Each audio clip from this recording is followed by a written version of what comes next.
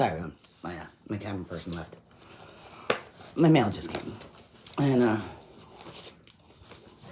Ed Hayes, emergency motion to stay. I figured we'd enjoy this one together. This is his response for the prick that stole my deed. So I'm just going to put it out there now because I'm just really generally pissed off at this point. Because this is just disgusting. This guy will not go away. He won't stop. And he just keeps responding to Judge Verway. You know, like my rights don't matter. So let's enjoy this one together. All right. Plaintiff Kevin Jackson Group, attorney for Ed Hayes. This is a response to the emergency motion to stay that I filed, in order to stop the show from coming. This is what they say.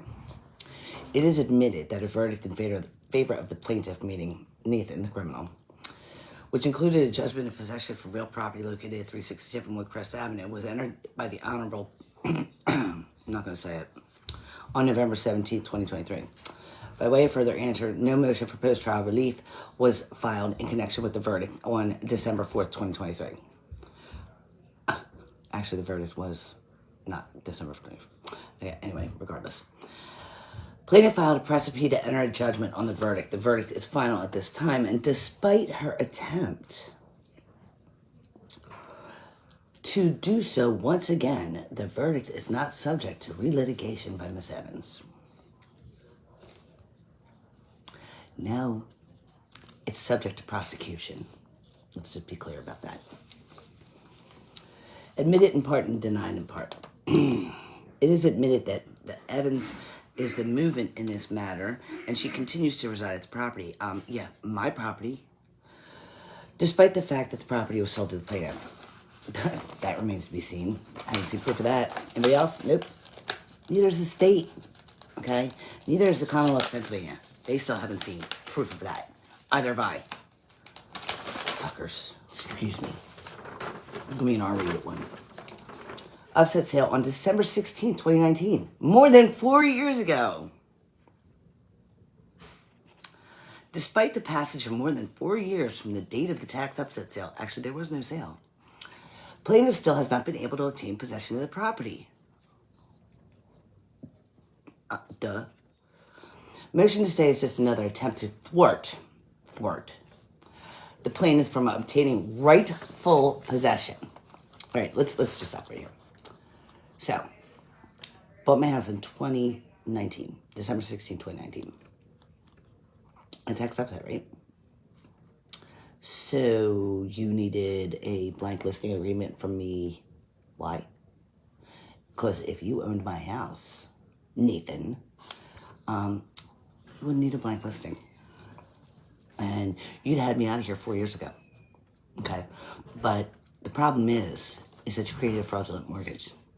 The other problem is you have tax liens and convictions across 4 counties that I know of in the Commonwealth. Even state liens on your personal property, all of which ban you from participating in a tax sale. And you know what? He can say that I can't debate the tax sale, but guess what? I am now. So anyway, let's get back to this. Because you created a fraudulent, and you sent Chad Bellata. That's not you, okay?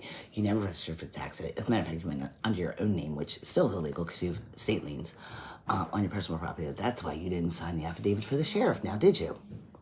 You didn't sign the affidavit for the sheriff because you would have been lying. So you have Chad Bellata lie for you. So, but then let's because the September 9th sale is when you went to a tax sale on September 9th, 2019. Also in the county. Also a home paid in full. Also sent another bidder in. And you also went to quiet title on that one, just like you did me. The difference is that one's dead. And you sold it not that far after for $599.9 in West Whiteland Township. So you go to 2 tax sales, one in September, one in December in the county. You get 2 houses paid in full for a combined worth of over $1 million. You got better luck than Ed McMahon knocking on my door. Let me tell you something. Because if he showed up with balloons, I mean, really, come on.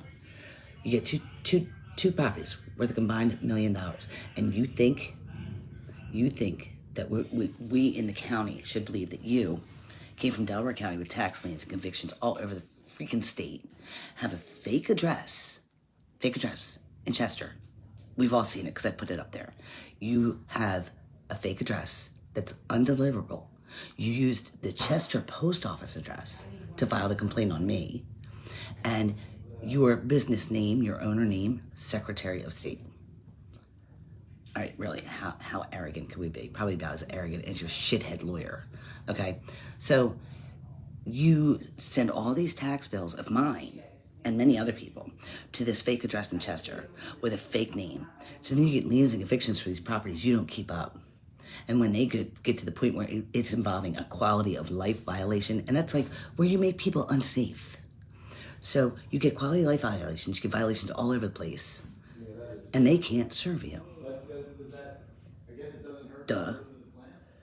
You know, there's nothing bigger than scumbags like this and his wife running around making listing agreements for my home $150,000 under ask. Please, keep going. It is admitted that the Kevin Jackson Group is the plaintiff in the matter, criminal in the matter, defendant in the matter in his criminal complaint. It is denied that Nathan Krauthamer is a party to this action in his individual capacity. No, but you created the LLC that has the fake address, that has the fake owner name, with your 4 other LLCs and their fake addresses and their fake owner names, all created at the same time. You transferred my tax bills to a fake address with a fake owner's name, where you drove my tax debt up and chipped away at my equity and took away from my disabled son, then forcing him potentially onto Medicaid if you stole his entire inheritance. So you know what, you son of a bitch? You get nothing. You get a 6x6 cell by the time I'm done with you. So, right here, Nathan, didn't do this to you. No, your wife helped you. That's what that did. Your wife helped you. Because she created the listing agreement. And I'm sorry, Stone Bay Holdings in Westchester helped you by writing the fraudulent mortgage. The tax director helped you by creating the deed. Warren Camp helped you by delivering a paragraph letter to me via constable and commanding me to a hearing. So you know what, you son of a bitch? You sent me text threatening me, saying I'm going to get zero, I'm going to be left with zero. You got your lender to pay back $5,400 a month. I don't know where you must have the same math skills as the tax directors, but $5,400 a month. Leave my door open so you can come through and it's unlocked. Go to hell, okay? You've met your match, you son of a bitch, and I'm not backing down. You will be in jail by the end of this. So help me God. Like, you have got the wrong one, and I told you all long ago, you got the wrong one. But you know what? Now I'm saying you got the right one. You're going to jail. So you create all these tax debts. You avoid all these taxes throughout 4 counties. 4 counties. So Chester County has to pay 911 operators. We have 1 hospital in this county. 1 hospital right now. We don't have enough for emergency responders. Our emergency responders are taxed. They're beat. They're done. They're over it. They're running from one end of the county to the other, going to 1 hospital. But you got my taxes, just mine that I know of, delinquent over $100,000. So, you know what, Chester County, like really, this is being allowed, and being allowed by our tax director, who pulled these off of upset for him 5 times, but allegedly sold my property for a tax lien for $40,000, which, by the way, didn't exist, Nathan, because my taxes were overpaid. Yeah. I'm sorry, I'm over it. Like, I'm just over it at this point. All right, so let's continue. For those of you just tuning in, this is their response to my emergency motion to stay to Judge Fairway. So Ed Hayes, the attorney for Nathan, answered it. Oh, you can go back and rewind the tape on that one. As for the remaining allegations set forth in the emergency motion, oh, I see they're telling on me. Good, I'm scared.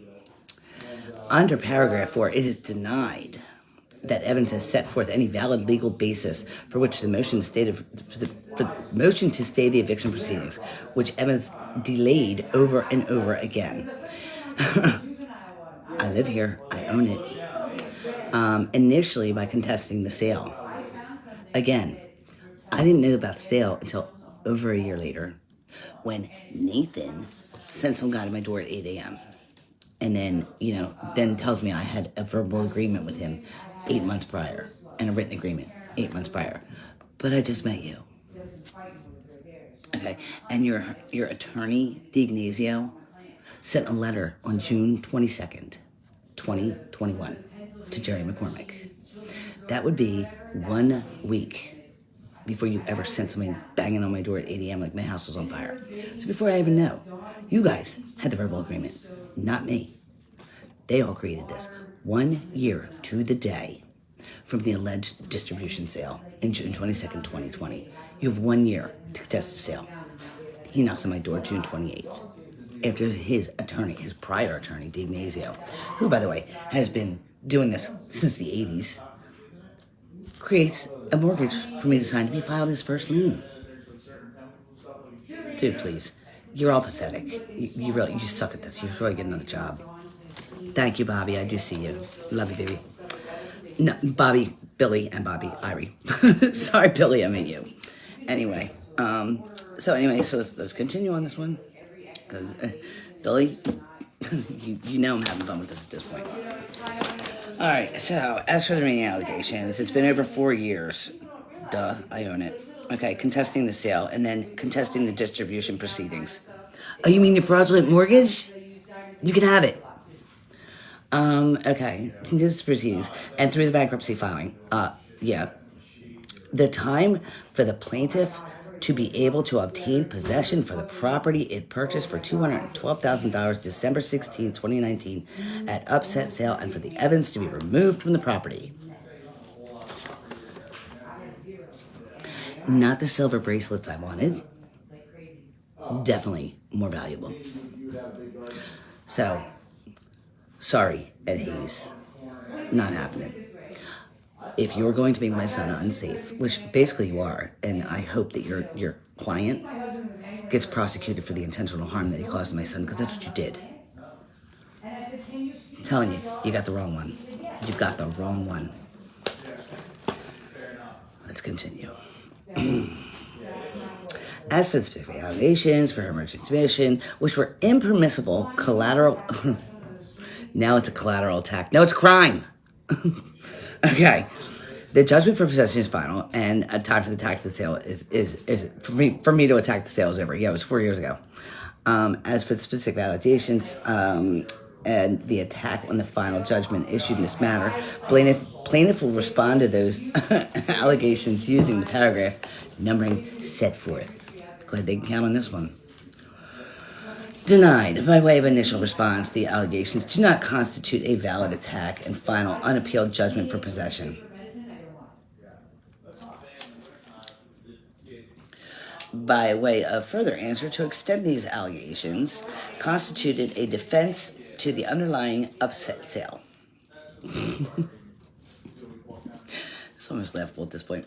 Evans had an obligation to raise these arguments at the time of the trial. If I knew about it, if it really happened, thereby waiving such defense. And when I did waive objections, if you recall, Judge Burway told me, we're past that point. As for the substance abuse, no, it doesn't say that, of the allegations, it is denied that the plaintiff has used...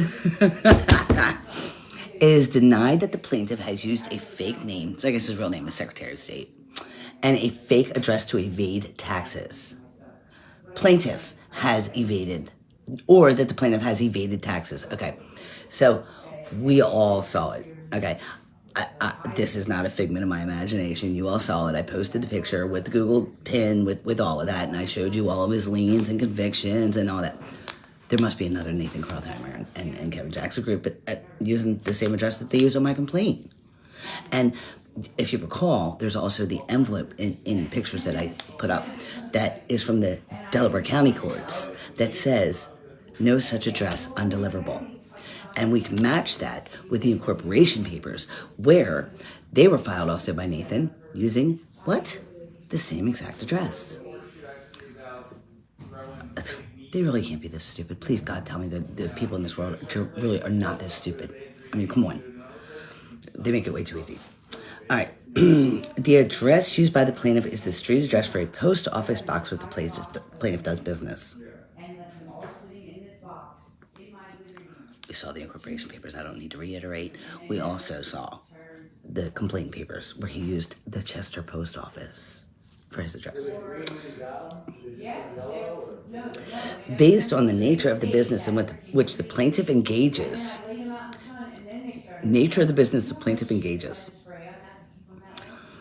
which often involves the collection of rent from delinquent occupants of properties and eviction proceedings. Plaintiff does not use the residence of Mr. Krauthamer. I'm sure he doesn't. Because he's doing this in Darby, in Clifton, in Chester, and I'm sure he doesn't. Because he wouldn't be doing this anymore if these people in Delco caught up with him. Trust and believe that. Because this girl's from Delco, and I just caught up with you with my brain. I'm not going to say anything because I'm not going to implicate myself on anything, but trust and believe that the people from Delco caught up with him, he wouldn't have gotten this far to me. That is not a threat, people. I'm just saying. Okay, it's, I'm nice. So, let's see, let's continue. All right, basic collection of rent from delinquent occupants of properties and eviction proceedings. Plaintiff does not use his home address. Sure, he doesn't want his kids, in a problem where he's got, drama and all kinds of bullshit going on around his house like mine did. Like you put my kid in trauma. All right, in fact, the Evans has discovered the home address. Oh my God. Are you ready for this one? In fact, Evans has discovered the home address from Mr. Krauthamer and his family and has made threats at that address. Now, making false accusations, Mr. Hayes, will not get you anywhere, okay?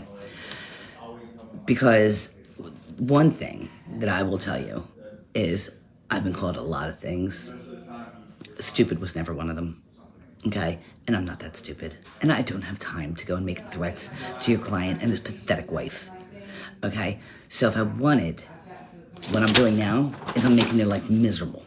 Just as miserable as they made mine. So I've made threats to his home at that address.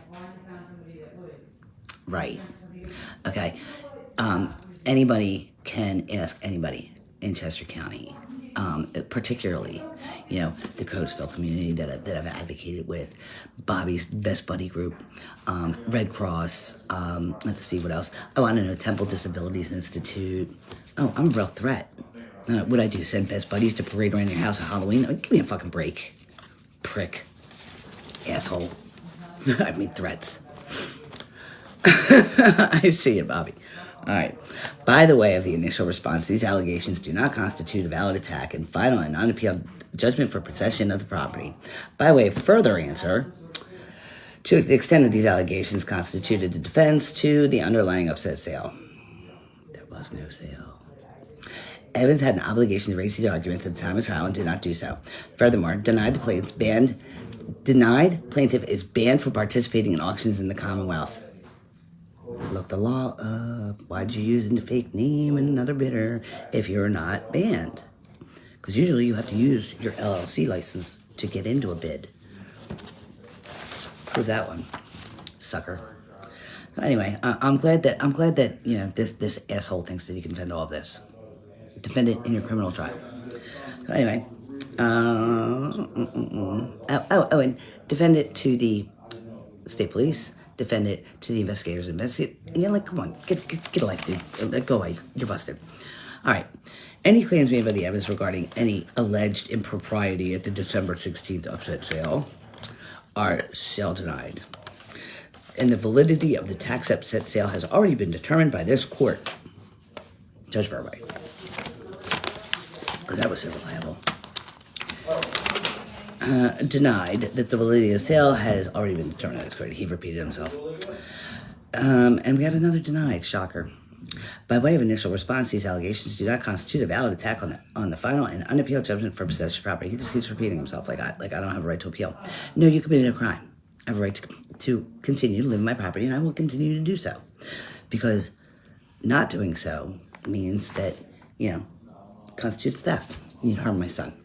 So until they come to me, showing me the legal documents that you can prove in all of these answers. Oh, and by the way, prove the threats I made you at your property. That's some bullshit claim. So anyway, until you can prove that you legally bought my house, until you can prove why the Commonwealth doesn't have the transfer taxes for my house to be transferred in the Commonwealth. Oh, and by the way, the amount of taxes that he paid on the REV 183, math dippo. The 4887 is what I paid in 2013 when I bought my house for 440. Transfer tax is 1% state, 1% local. I never want to know all this about real estate. You forced me. So 1% of 212. Do the math. Get the man a calendar and at least a calculator for Christmas, will you, Ed Hayes? Use his fraudulent mortgage money that you just asked back for. To be a word joke. All right. By way of initial response, these allegations do not constitute a valid attack on it. Oh my God, I'm tired of saying it. By way of further answer, it is denied that any mortgage fraud exists. Didn't go talk to the tax office because, they must have just, time worked you backwards. I don't tell you, but they got the deed wrong, and along with the other 30 deeds they did that day. All right, mortgage fraud exists in the matter of the allegations regarding unsupported mortgage. That's denied. Shocker. These claims were asserted by the evidence during the trial and were rightfully dismissed by the court. Okay, so we're going to go back with Judge Fairway. We're going to go back with that good old swipe of the pen on a piece of paper is what constitutes the law. Okay? But one judge sitting on a bench having ex parte conversations, which means he was on the bench when I walked in. Now, anybody that's in court, anybody that's been in court, anybody that's walked in court, if you're at the table or whatever, when have you ever walked in a courtroom and the judge is sitting on the bench already? By the way, having conversations with your client and you, Mr. Hayes. So, I don't know what game you're trying to play here or who you're trying to pull the wool over their freaking eyes, but it's not going to happen with me. Sorry to tell you. Sorry about your luck. But that's twice he did that too, because he did it in the distribution hearing, the second one. These pricks. I can't. All right. By way of initial response, they constitute a valid attack. By way of further answers, allegations are conclusions of law with no responsive pleading required. No, you didn't have an answer. Oh, there's my dog. By way of initial response, allegations do not constitute a valid attack. Really, come up with something.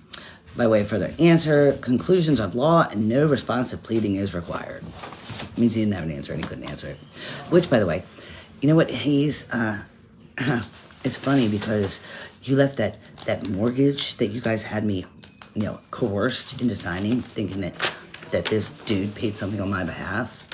It's funny because that mortgage that you had me coerced into signing and the mortgage that your client took out also tells me that there was mortgage fraud because, ironically enough, the mortgage that he had Stone Bay Holdings, right, the one on the 13th, 3 days before sale for the exact amount of the bid, that was to be executed. It was written December 13th, 2019.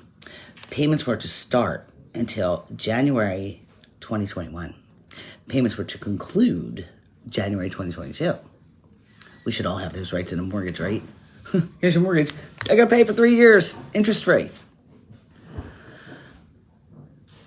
So the mortgage that you had delivered to me, which was written a week before this man even knocked on my door, you had me coerced into signing, which, by the way, not one person, not one, has spoken to Todd Evans in all of this.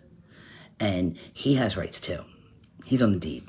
So you all had me tell Todd that this was to repay taxes from an upset sale. Again, lying to someone to get them to sign a mortgage is a crime, a federal crime. So you had me sign this mortgage with, guess what?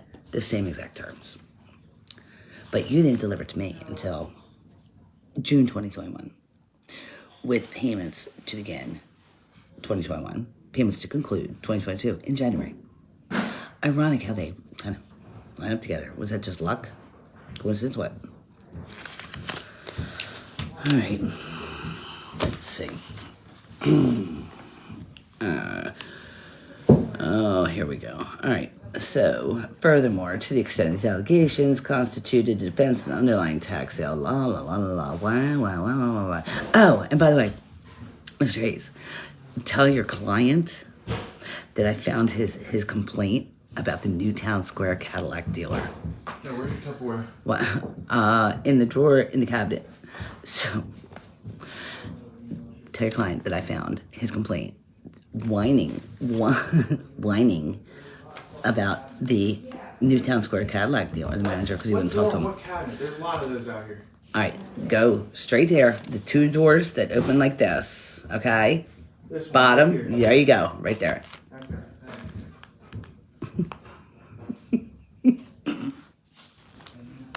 God help me. So anyway, complaining about this Cadillac manager because he wanted to buy a new Cadillac like right away, December 23rd, 2023, but they wouldn't talk to him. I wonder why. Neither would I. So if you know anybody at the Newtown Square Cadillac dealer that knows the manager, tell him to look up the complaint that Nathan wrote about him, crying like a little baby. Anyway, let's get back to this. I need to get through this because I'm really getting irritated. Okay, and the obligations, where was I? Underlying tax sale. Evans had an obligation to raise his arguments. Okay. As for the substance of the allegations made by the Evanses, it should be noted that previously filed bankruptcy to delay the transfer of possession of the property to the plaintiff. Okay. In order to be able to move forward with its attempt to secure possession of the property, he didn't get what he wanted right away. You're still not. Plaintiffs sought out to obtain relief from the automatic stay of the Evans' bankruptcy. Okay, let's stop right there, because here we go again. Another crime. So, you were never at an upset sale legally because there was no upset sale. There are no liens on my property. My taxes were ever paid. Okay, start there. That's the foundation. Then you go to the bankruptcy trustee, the United States trustee, and you claim to legally own my home. Bankruptcy fraud? Can you spell it? Probably not. Anyway, bankruptcy fraud. Federal crime. Then you lied to her that you had a mortgage with me. Another crime. Then you lied to her about a bunch of other things, too. Like that you didn't pay the taxes, but you're gonna. $94,000? Okay, dude, whatever. And Hayes, really, seriously, I'm just gonna say this out loud. Stick it straight up your ass. You're an unethical piece of shit. All right. Determined that due to the Evans bankruptcy, it was with the trustee, not the Evanses, who had interest in the property, and the trustee did not take any action to set aside the sale. Didn't he just say that time had passed, I don't know, 4 paragraphs ago? Oh my God, I can't. I'm going crazy. But instead sought distribution for the Evans' sale and overbid proceeds. No, what she did was she took your mortgage fraud, which, by the way, she sells and used.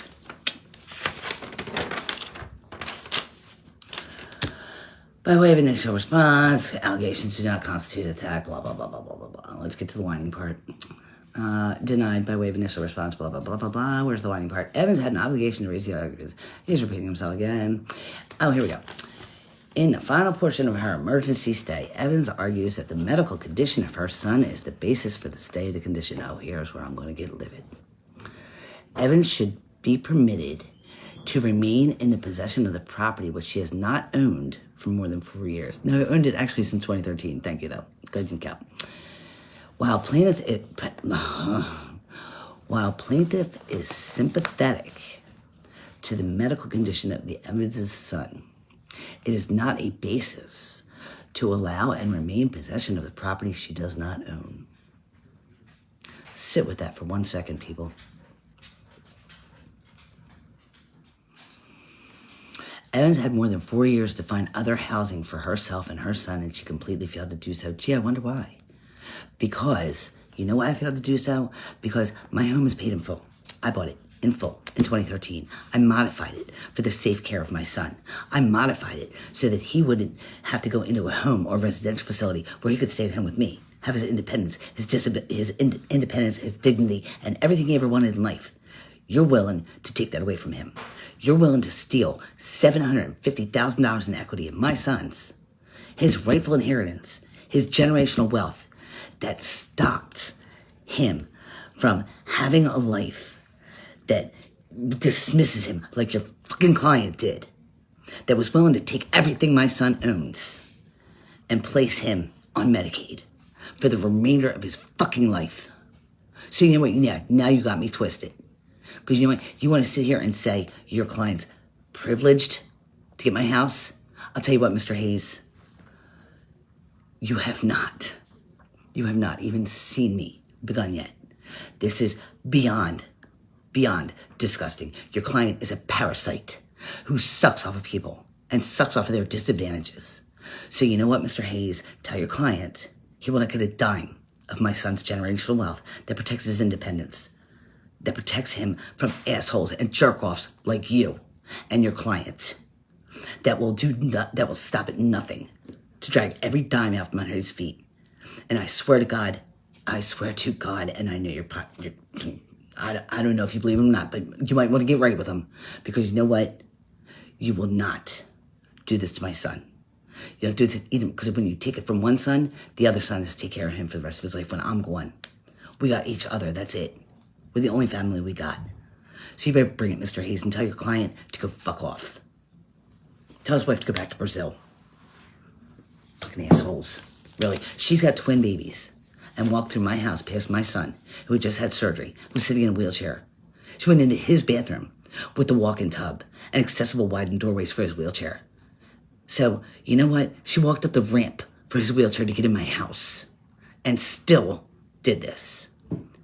You're parasites. You're disgusting scum. And I hope that you rot in prison. And I will make sure. It will be my mission in life to make sure you get there. Threaten your client? No, I wouldn't be bothered. Because obviously, they're already threatened. And I'm doing my job just fine. So you know what? Your client's already threatened.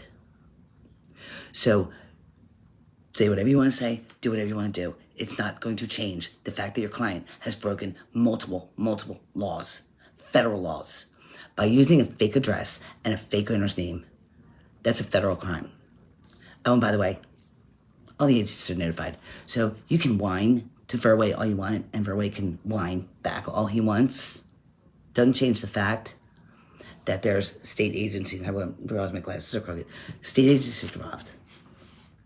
They're looking. There's an investigation opened. Your client, Mr. Hayes, is going to jail. And you'll be lucky if you don't lose your law license. And I hope you all go broke. I hope you all wonder how you're going to put food on your table. I hope you all wonder if you're going to keep your home. I hope you all face the misery that you've put me through. And I'm not even going to bother reading the rest of it. You know, like, you're disgusting. You're absolutely disgusting. The fact that your client is so entitled and so sympathetic to my son. I don't need your sympathy. I don't need anything from you. I need you to get a life, get out of mine, and just go away. Go crawl under a rock somewhere. As far as threatening your client, I already am. Fuck off.